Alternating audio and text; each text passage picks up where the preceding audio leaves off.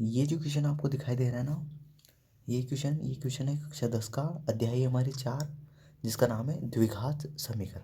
ठीक है, अपन द्विघात समीकरण के जो इम्पोर्टेंट क्वेश्चन कर रहे थे, उसमें आगे क्वेश्चन नंबर 25 और क्वेश्चन नंबर 26 हम करने वाले हैं।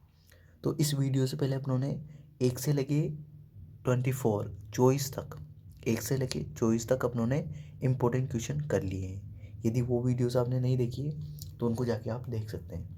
ठीक है, देखो ये इम्पोर्टेंट क्वेश्चन क्यों कर रहे हैं, इस वजह से कर रहे हैं इनको, क्योंकि इससे क्या होगा कि हमारा जो बेसिक, जो इस अध्याय के बारे में बेसिक जो नॉलेज है वो बढ़ेगा, और उससे क्या होगा कि जो अपन प्रश्नावली के क्वेश्चन है उनको अच्छे से कर पाएंगे। ठीक है, तो इन इम्पोर्टेंट क्वेश्चन को आपको अच्छे से समझना है। ठीक है, अब देखो क्वेश्चन नंबर 25 अपना, इसका आंसर करते हैं। इसमें क्या बोला गया है कि 6 तथा -1 मूलों वाली समीकरण याद कीजिए। ठीक है, अब देखो यहाँ पे दो मूल दिए हुए हैं, एक तो 6 और एक -1। इन दोनों मूलों से हम लोग को एक समीकरण बनानी है। तो उसका सूत्र होता है, सूत्र बता देता हूँ मैं आपको। मूलों से समीकरण बनाने का सूत्र होता है, वो होता है अपना x की घात 2 माइनस, फिर यहाँ कोष्टक में लिखना है आपको मूलों का योग, मूलों का योग। ठीक है, और यहाँ पे फिर x से गुणा करना है प्लस मूलों का गुणनफल, मूलों का गुणनफल, गुणनफल। ठीक है, अब देखो आगे देखो समझना। अब देखो यहाँ पे ये x की घात 2, इस आगे से x की घात 2 माइनस मूलों का योग, मूलों का योग, योग मतलब जोड़ना। अब देखो दो मूल है अपने पास, एक तो 6 है और एक है -1। अब इन दोनों को जोड़ना है, तो देखो यहाँ पे ये x है तो ये x, ये प्लस का चिन्ह, ये प्लस का चिन्ह। अब देखो मूलों का योग, तो 6 में अपन को जोड़ना है, क्या जोड़ना है, -1। ठीक है, अब देखो मूलों का गुणनफल मतलब गुणा करना है इन दोनों को, तो 6 गुणा -1। ठीक है, अब देखो यहाँ पे समझना, x की घात 2, देखो ये समीकरण बना रहे अपन, तो यहाँ पे बराबर 0 भी लगा देना आप, बराबर 0। यहाँ पे समीकरण बना रहे क्योंकि समीकरण के बराबर 0 होना चाहिए। ठीक है, अब देखो x की घात 2 माइनस, अब देखो ये कोष्टक, ये बाहर x, ये 6 इस आगे से ये प्लस इस माइनस से गुणा होगा तो किसका चिन्ह आ जाएगा, माइनस का, और ये 1। ठीक है, ये प्लस का चिन्ह, 6 को -1 से गुणा करेंगे तो माइनस के 6 हो जाएंगे, बराबर 0। अब देखो x की घात 2 माइनस 6 में से 1 घटाएंगे तो कितने बचेंगे, 5, और ये, ठीक है, ये 5 ये कोष्टक में, और ये इधर क्या है x, तो ये x। अब देखो ये प्लस इस माइनस से गुणा होगा तो प्लस माइनस माइनस 6 बराबर 0। ठीक है, अब देखो x की घात 2, ये माइनस 5 को x से गुणा करेंगे तो 5x, ये माइनस का चिन्ह, -6 बराबर 0। तो ये अपनी समीकरण बन गई है। इस तरीके से हमको एक समीकरण बनानी है। तो ये 6 और -1, ये दो मूलों वाली एक समीकरण बन गई, जिसको अपन बोलते हैं द्विघात समीकरण, क्योंकि इसमें अधिकतम घात कितनी है, 2 घात है, अधिकतम घात कितनी है, 2 है, तो इसको बोलते हैं अपन द्विघात समीकरण। क्या बोलते हैं, द्विघात समीकरण।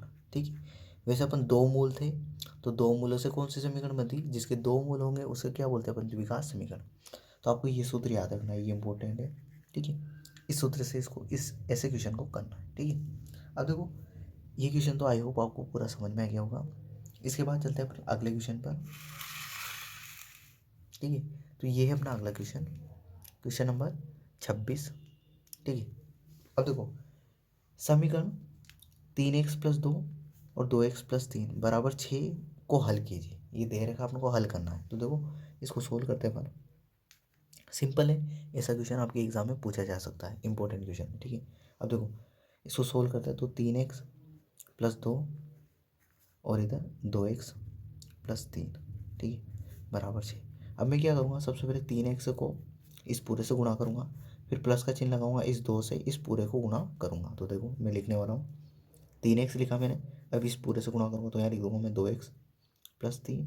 ठीक है, अब देखो ये प्लस का 2 है तो ये +2, और इस पूरे को गुणा करूँगा तो 2x+3 बराबर का चिन्ह और 6। अब देखो 3 को 2 से गुणा किया तो 6, देखो 3 को इस 2 से गुणा किया 6, x को x से गुणा करेंगे तो x की घात 2, ये प्लस का चिन्ह है प्लस, ठीक है। इस 3 के आगे प्लस का चिन्ह है और इस 3 के आगे भी प्लस का चिन्ह है, प्लस प्लस गुणा होगा तो प्लस, 3 को 3 से किया तो 9, और देखो ये x यहाँ पे कुछ नहीं है तो x का x आ जाएगा, ठीक है। प्लस का चिन्ह, ये देखो 2 के आगे प्लस का है, प्लस प्लस प्लस, 2 को 2x से गुणा करेंगे तो 4x, देखो 2 को 2 से किया 4, और एक से यहाँ पे कुछ नहीं है तो x 1 से गुणा हो जाए तो x ही हो जाएगा। अब देखो आगे, इस 2 को इस 3 से गुणा करेंगे तो 2 दिया 6 बराबर 6, ठीक है। अब देखो आगे, 6 x की घात 2 प्लस 9x और 4x कितने हो जाएंगे, 9 और 4 13, 13x प्लस 6। अब देखो ये 6 है, इसको मैं बराबर के इधर लेके आ रहा हूँ तो किसका हो जाएगा, माइनस का, -6, इधर क्या बचा 0। और देखो ये प्लस का 6 और ये माइनस का 6 दोनों क्या हो जाएंगे, कैंसिल हो जाएंगे, ठीक है। तो अपने पास क्या बचा, 6x की घात 2 प्लस 13x बराबर 0, ठीक है। अब यहाँ से समझना आप अच्छे से।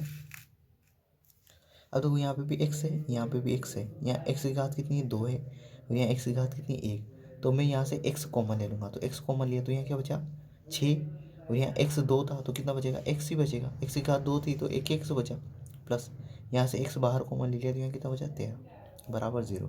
तो अब देखो ये दोनों गुणा में है, ठीक है। अब यहाँ से अच्छे से समझना, इस x को भी मैं 0 के बराबर कर दूंगा और 6x प्लस 3 को भी 0 के बराबर कर दूंगा, तो यहाँ से अच्छे से समझना, एक तो x का मान आ गया अपना 0, इस x को मैंने किसके बराबर कर दिया 0 के, और ये 6x प्लस 13 को इसको भी किसके बराबर कर दूंगा 0 के, तो 6x प्लस 13 बराबर 0। देखो मैंने क्या किया, इस x को इस 0 के बराबर कर दिया, तो x का एक मान तो क्या गया 0, अब 6x प्लस 13 को भी किसके बराबर कर दूंगा 0। अब यहाँ से समझना, अब देखो ये 13 प्लस के हैं तो इधर जाएंगे किसको जाए माइनस के, तो 6x बराबर -13। अब देखो ये 6 इस x के गुणा में, मुझे x का मान चाहिए तो 6 कहाँ चले जाएंगे भाग में, तो -13/6, तो x का क्या मान आ गया अपना -13/6, तो x का एक मान तो आ गया -13/6 और x का एक मान क्या आ गया 0, ठीक है। तो x के 2 मान प्राप्त हो गए अपने, ठीक है। तो इस तरीके से इन क्वेश्चन को अपने को सॉल्व करना है। तो आई होप ये पूरा क्वेश्चन, ये दोनों क्वेश्चन आपको अच्छे समझ में आए होंगे, ठीक है। तो इस वीडियो के लिए इतना ही, अगले वीडियो में अगले क्वेश्चन के साथ मिलते हैं। Thank you.